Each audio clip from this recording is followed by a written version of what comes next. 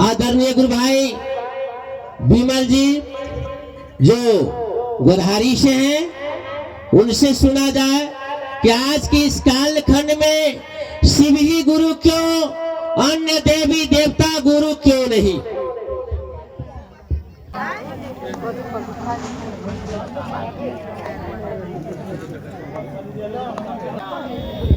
आज के इस पवित्र धरती पर आयोजित महेश्वर शिव के गुरु स्वरूप की चर्चा में उपस्थित सभी भाई बहनों के चरणों में मेरा प्रणाम।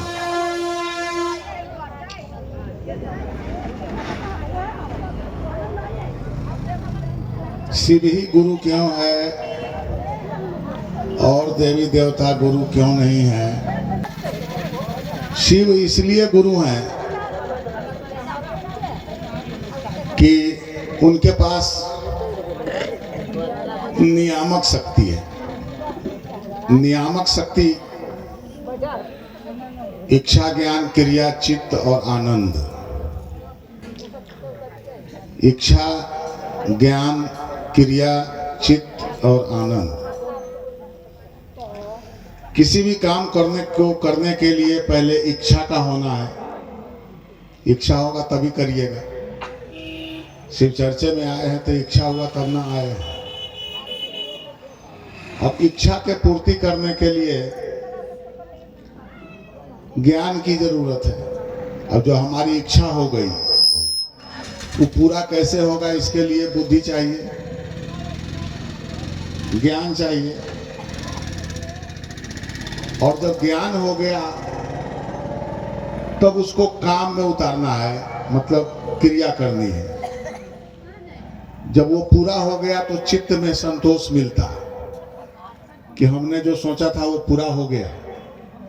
और जब संतोष मिलता है तब आपको आनंद का अनुभव होता है कि जो हम सोचे थे मेरा हो गया है। जब सृष्टि जन्म लेता है,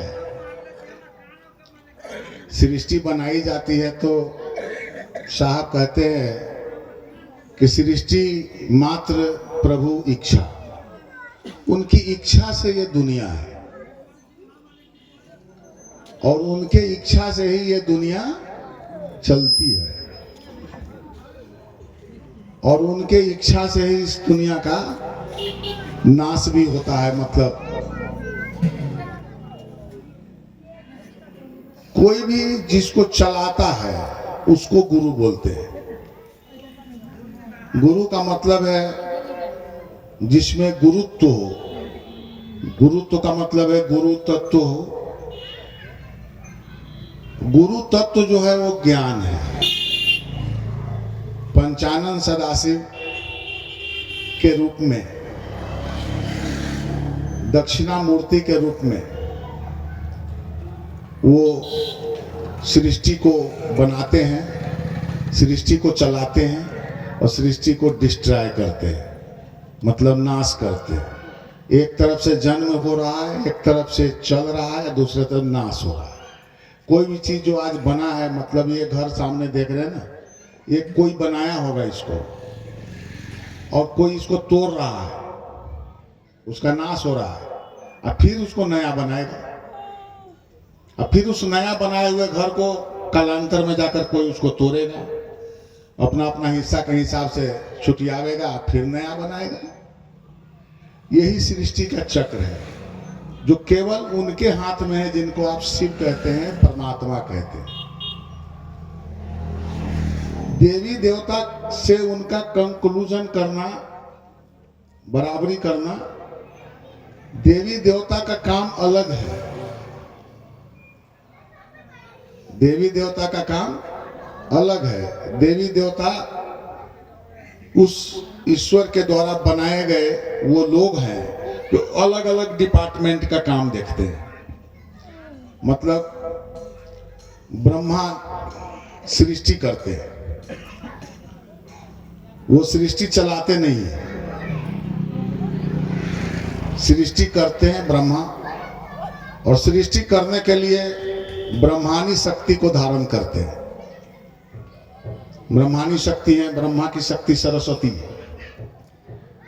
ब्रह्मानी शक्ति के माध्यम से वो सृष्टि बनाते हैं।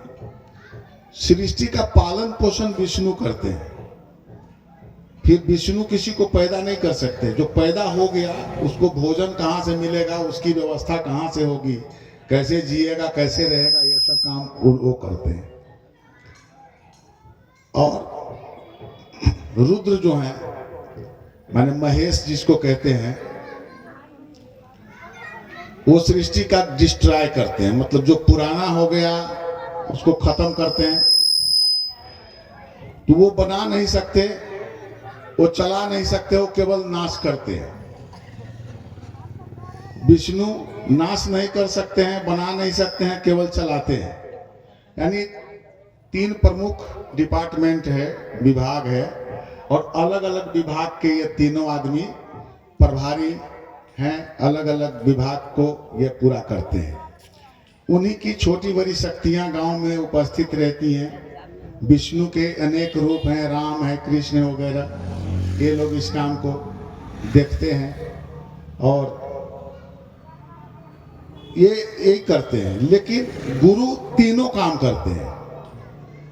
ये तीनों में जो शक्तियां आई हैं वो ईश्वर से आई है, ईश्वर के ही वो रूप हैं, लेकिन उनका विभाग अलग अलग है। जैसे कोई डिपार्टमेंट होता है ना, तो कोई राष्ट्रपति है, कोई प्रधानमंत्री है, कोई अलग अलग विभाग का मिनिस्टर है, शिक्षा मंत्री अलग है, आपूर्ति मंत्री अलग है, जल मंत्री अलग है, विभाग को चलाने के लिए। तो देवी देवता सभी विभाग प्रमुख हैं। ग्राम देवता हैं तो उनको अपने गांव का भार देखना है। गांव में जो महारानी ब्रह्म होते हैं, ईश्वर के ही शक्ति है वो, लेकिन उनका सीमित है कि इस गांव में जो लोग रहते हैं उनके लिए उनको देखना है। कुछ है कई को मिला करके, कुछ और भी उससे ज्यादा मिला करके। तो देवी देवता का ये सब काम है कि जो उनके यहाँ नतमस्तक होता है, कुछ अपना डालता है, श्रद्धा विश्वास करता है, तो उसको वो मिलता है। लेकिन गुरु करते हैं कि वो जिम्मेवारी लेते हैं। मतलब वो आपको ज्ञान देते हैं, ज्ञान के माध्यम से आप देवी देवता को भी समझते हैं, अपने जीवन को भी समझते हैं, मृत्यु को समझते हैं, धरती पर क्यों आए, क्यों रह रहे हैं, क्यों जाएंगे। हमारे बाप दादा आए चले गए, हम भी एक दिन चले जाएंगे, फिर हमारा वंश का लोग आवेगा, वो भी एक दिन चला आएगा। जो आग अच्छा सो अच्छा, साहब कहते हैं आए हैं सो जाएंगे। जो आग अच्छा सो अच्छा, जो भी आज दिख रहा है वो कल नहीं दिखेगा। आज जो कुछ नहीं दिख रहा है वो फिर कल दिखेगा। तो ये सारी सिस्टम जिनके इशारे पे चलता है सब कुछ, तो ज्ञान के समस्त अवयव यानी समस्त स्थितियां शिव से ही आती हैं। शिव ही नटराज होते हैं। वो आपका जो वेद है, जिसके आधार पर आपका सनातन चलता है, जिस वेद के माध्यम से हम देवी देवता को जानते हैं, वो वेद में लिखा है श्रुति से ईश्वर प्रदत्त, ईश्वर ने उसको दिया है। मतलब उनके पास है तो न दिया है, ये उनके पास, वो ओनली उनके पास है, जो अलग अलग जगहों पर अलग अलग चीजों को शक्ति देते हैं। लेकिन मनुष्य को ईश्वर ने अपने जैसा बनाया है। मनुष्य, ब्रह्मा, विष्णु, महेश, तीनों के थोड़ी थोड़ी शक्तियां मनुष्य के अंदर में है। यानी आप भी कुछ बनाते हैं, आप भी कुछ को चलाते हैं, आप भी कुछ को तोड़ते हैं। बनाने वाले भी आप ही हैं, तोड़ने वाले भी आप ही हैं, चलाने वाले भी आप ही हैं। बस को बनाया है, वो बस पुराना खराब हो जाएगा तो उसको कोई आदमी है ठीक ठाक करेगा, और जब बहुत पुराना हो जाएगा तो कवारा में जाके काट देगा, उसको जोक के बेच लेगा। आज के दिन में जो गाड़ी रोड पे दिखाई दे रही है, 15-20 साल के बाद वो कवारा में चला जाएगा। ये सब काम आदमी करेगा। ईश्वर ने दुनिया बनाया है तो आदमी भी कम नहीं बनाया, वो भी बहुत कुछ बनाता है। भगवान को टक्कर आदमी ये देता है। अगर धरती पर आदमी नहीं होता तो भगवान भी नहीं होते। आदमी ही उनकी व्यवस्था करता है, आदमी ही मंदिर बनाता है, आदमी ही मूर्ति बनाता है, फिर उसकी पूजा भी आदमी ही करता है, फिर वही आदमी ले जा करके जय दुर्गे करके भसा देता है। तो उसका ब्रह्मा विष्णु महेश तीनों शक्तियां तो आपके पास आ गई। तो मनुष्य को ईश्वर ने अपने जैसा बनाया है। मनुष्य के बनाने में, सृष्टि को बनाने में 5 तत्व लगता है। 5 तत्व जो धरती है, आसमान है, क्षितिजल पावक गगन समीरा, अग्नि है, वायु है, जल है, पानी, ये 5 तत्व है। 5 तत्व से सृष्टि बनी है और उस 5 तत्व में 3 गुण डाला है। अब ये 3 गुण है, सतगुण, रजगुण और तमगुण। अब ये सतगुण जो है ये इसके देवता ब्रह्मा है, सात्विक वृत्ति लाते हैं आपके अंदर में, वो सतोगुण प्रधान हुआ, इसके देवता ब्रह्मा हो गए। रजोगुण जो राजसी प्रवृत्ति है, जिसमें मनुष्य के अंदर में आता है कि हमको भोगना है, बढ़िया मकान होता है, बढ़िया गाड़ी होता है, बहुत पैसा होता, खूब खाते, खूब ऐश करते, खूब सोते, ये सब विचार जो आता है ये भगवान विष्णु के द्वारा प्रदत्त रजोगुण से आता है।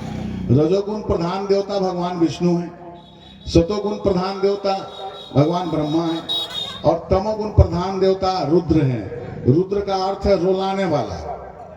आप जितना रोते हैं ना, रुद्र उतना हंसता है, मुस्कुराते हैं आपके रोने पर। तो वो तीनों शक्तियां है, ये तीनों मनुष्य के अंदर थोड़ा थोड़ा है। थोड़ा सा पूजा पाठ भी कर लेंगे, थोड़ा खा पी भी लेंगे और थोड़ा भोग चलन भी कर लेंगे, और कोई अगर आगे कुछ करने तो उससे थोड़ा लड़ झगड़ भी लेंगे। तो ये लड़ झगड़ लेना तमोगुण है, खा पी के मस्त रहना रजोगुण है, और भगवान के सानिध्य में जीना सतोगुण है। ये 3 गुण, तो 5 तत्व हुआ और 3 गुण हुआ, उसमें एक परमात्मा है। 5 तत्व, 3 गुण, एक परमात्मा, संख्या कितना हो गया? 9। 5 3 8 1 9। पढ़ाई लिखाई में 9 के सिवा कोई अंक नहीं है, ये अकाट्य अंक है। मतलब ये गिनती यहीं से आई है। आप हिंदू रहिए, मुसलमान रहिए, सिख रहिए, ईसाई रहिए, कुछ भी रहिए, लेकिन 9 को आप कम नहीं कर सकते हैं। 9 के संख्या में गिनती करिए, अंग्रेजी में करिए, उर्दू में करिए, फारसी में करिए, 9 से ही सारा हिसाब, यही 9 गो अंक सारा हिसाब करता है। लेकिन उसके सामने एक शून्य पड़ता है, 9 के बाद होता है शून्य, तो हो जाता है 10। 10 दिशाएं हैं आपके पास, 10 दिशाएं हैं, 10 महाविद्या है। ये आपका वो महाविद्या है, जो 10 महाविद्या है, जो पंचानन सदाशिव से चलता है। तो जब भी आप इन 9 गो अंक से ऊपर निकलिएगा, 10 में पहुंचिएगा, तो आप परमात्मा के आकर्षण में चले जाइए। वो शून्य है। शून्य में पावर कितना है? शून्य में 0 जिसको बोलते हैं, शून्य में कितना शक्ति है? अगर 1 के दहिना में रखो तो 10 बन गया, और 1 के बायां में रख दो तो क्या हुआ? 1 में से 9 हट गया। यानी बायां में डालते चलो तो घटता चलेगा, दायां में डालते चलो तो 1 के दायां में डालो तो 10 बनेगा, 1 और डाल दो तो 100 बन जाएगा, 1 और डाल दो तो 1000 बन जाएगा, 1 और डाल दो तो लाख बन जाएगा, 10,000 बन जाएगा, लाख। शून्य को बढ़ाते चले जाइए, आपकी ताकत बढ़ती चली जाएगी। तो शून्य जो है वो जीवन का एक चक्र है। शून्य की शक्ति कितनी है अंदाज कर लीजिए। हमारा जन्म हुआ, हम बड़े हुए और हम मर गए, क्या हुआ? शून्य हो गया। जिधर से आते उधर चले गए। पूरी जिंदगी गोल चक्कर में घूम रहा है, पूरा गोल चक्कर है। सूरज को देख रहे हैं ना, शून्य है। चांद को देख रहे हैं ना, शून्य है। बस के चक्का को देख रहे हैं ना, शून्य है। सब गोल है, सब सुनना है, सब जीरो है। जितना चक्का है, मोटरसाइकिल का चक्का है, बस का चक्का है, मशीन का इंजन में खाली शून्य मिलेगा। ये सारा शून्य की शक्तियां हैं। तो शून्य की शक्ति पर ही दुनिया का घर्षण होता है, दुनिया चलती है। जब भी चलती है तो वो शून्य पर चलती है। तो शून्य सबसे ज्यादा ताकतवर है। तो 5 तत्व, 3 गुण, एक परमात्मा, 9 हो गया, उसके ऊपर शून्य डाल दिए तो उसकी पावर बढ़ती चली जाती है। तो ये एक परमात्मा जो इस सारे नियामक शक्तियों को चलाते हैं, इसलिए वो गुरु हैं। नेपाल में जितना बस चले ड्राइवर के लोग गुरु जी कहे छे। हम यहाँ से लेके काठमांडू जी तक ले गए, कोनो ड्राइवर के नाम नहीं लेता है कोई। पैसेंजर हो चाहे खलासी हो, गुरुजी कहाँ गया, गुरुजी कहाँ गया। भाई गुरुजी कैसे है? तो गाड़ी को चलाता है। तो इसी प्रकार से धरती आसमान को जो चलाता है वही गुरुजी है। जिंदगी का सांस चलाता है जो गुरुजी है। सांसें आ रही है, सांसें जा रही हैं, इसके लिए आपको ना कहीं टैक्स देना है ना कोई पैसा देना है। आप किसी परिस्थिति में हैं फिर भी आपकी सांसें चलती रहती है। आप भगवान को गाली देते हैं तो यो सांस चलती है, सोए हुए हैं तो भी सांस चलती है। वो एक दिन ही रुकती है, जिस दिन रुक जाती है उस दिन जिंदगी रुक जाता है। ये डोर जो आया है, सांसों का खजाना जो है, यही उस ईश्वर का प्रत्यक्ष प्रमाण है। कोई आदमी कहता है ना कि गुरु को आप देखे हैं, तो गुरु को क्या देखें? आप अपने आप को देखिएगा तो गुरु दिख जाएंगे। अपने आप को देखिएगा तो गुरु ही दिख जाएंगे। आप पहले खुद को देखने का कोशिश तो करें। तो खुद को देखने के लिए शिष्य होना होता है, क्या कि खुद से खुद का पहचान पाना ही शिष्यता है। जब आप शिव को अपना गुरु बनाते हैं तो वो आपको आपके असली अस्तित्व के बारे में बताने लगते हैं। मतलब जब आप शिव को गुरु बनाते हैं, उनसे दया मांगते हैं, उनकी चर्चा करते हैं, उनको नमन करते हैं, तो आपका मन आध्यात्मिक हो जाता है। जब आध्यात्मिक हो जाता है तो आप अपने आप में सोचने लगते हैं, अपने बारे में भी सोचने लगते हैं। जब सोचने लगते हैं तो ये चीजें आपको नजर आती है कि सारा खेल तो उसी का है, सारा खेल उसी का है ना। कोई मनुष्य धरती पर चाहता नहीं है कि हम बीमार हो, तो बीमार होते हैं, होते ही हैं। कोई चाहता नहीं है कि मैं वृद्ध बनूं, बूढ़ा हो जाऊं, लेकिन बूढ़ा हो जाते हैं। दांत टूट जाता है, बाल पक जाता है, कमर झुक जाता है, चलने फिरने में नाकाम हो जाते हैं। तो सारी ताकत तो आपके पास है, डॉक्टर भी है, दवा भी है, घर के लोग भी है, लेकिन आपको बूढ़ा होने से कोई रोक नहीं सकता है। आप खुद से अपने नाखून का बढ़ना भी नहीं रोक सकते हैं। हमारा नाखून बढ़ता है, हमारा, उसको कोई रोक नहीं सकता है। इससे ये साबित यही होता है कि हमारे आपका जो अस्तित्व है, इस पर किसी का नियंत्रण है। कोई वैसी सत्ता है जो दिख नहीं रहा है, परंतु उसकी पूरी हुकूमत हमारे ऊपर है। हम उसी, वही हमको जैसे रख रहा है वैसे रहना पड़ रहा है। अपने बस में तो है नहीं। अपने बस में अगर होता तो कोई बूढ़ा नहीं होता, कोई बीमार नहीं होता, किसी का दांत नहीं टूटता, किसी का आंख नहीं खत्म होता, किसी का बाल नहीं पकता। कोई चाहता ही नहीं कि सब चीज हो, कोई नहीं चाहता है, फिर भी होता है, हो रहा है। मतलब कोई तो है जो शासन कर रहा है, जो दिख नहीं रहा है हमको, लेकिन शासन तो उसी का चल रहा है। जब से जन्म लिए हैं, कैसे जवान हुए, कैसे बूढ़ा हो गए, दिल में खोजिए तो लगेगा अभी हम होने हैं। आईना के नजदीक जाइए तो लगेगा कि नहीं हमारी अवस्था हो गई, अब हम बूढ़ा हो गए हैं, है नहीं। तो ये जो उनका हुकूमत है, जिनके हुकूमत पर हम चलते हैं, जो हमारे ऊपर अपना चार्ज रखा है, अपना अधिकार रखता है और धरती पर रहने देता है, तो हम आप धरती पर दिख रहे हैं। जिस दिन उसका दिल होगा कि नहीं रहना है, तो सांस का जो डोर दिया है वो वापस लेगा और हमारा आपका शरीर मुर्दा हो जाएगा।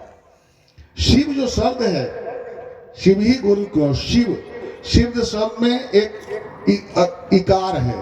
शिव हर्षिकार, और वो इकार जो है, शिव में जो इकार है, ई, शिव कहते हैं तो ई होता है ना, ई, इकार है, इकार। ये तो तांत्रिक भाषा में हम बात कर रहे हैं, पता नहीं आप कितना ले रहे हैं इसको, है नहीं। क्या कि इसके अलावा दूसरा हमारे पास चारा भी नहीं है, हम कैसे इसको करें। सोचते हैं कि किसी प्रकार आपके सामने इसको डालें, तो वही एक हट गया इकार, तो शिव से क्या हो जाएगा, शव। शव कहते हैं मुर्दा को। शिव में से हर शिकार हटा दीजिए तो हो जाएगा शव। क्या करें ना, शव यात्रा में भाग ले रहे हैं, नहीं कोई मर जाता है तो शव यात्रा का निमंत्रण पड़ता है और हम लोग शव यात्रा में भाग लेते हैं, क्योंकि उसके अंदर से वो ई शब्द चला गया। ई शब्द, वो ई धातु है, वो ई शब्द जो इकार है, उसी इकार वो ईश्वर शब्द का पहला अक्षर है। जब आप ईश्वर कहते हैं तो ई से ईश्वर बनता है नहीं।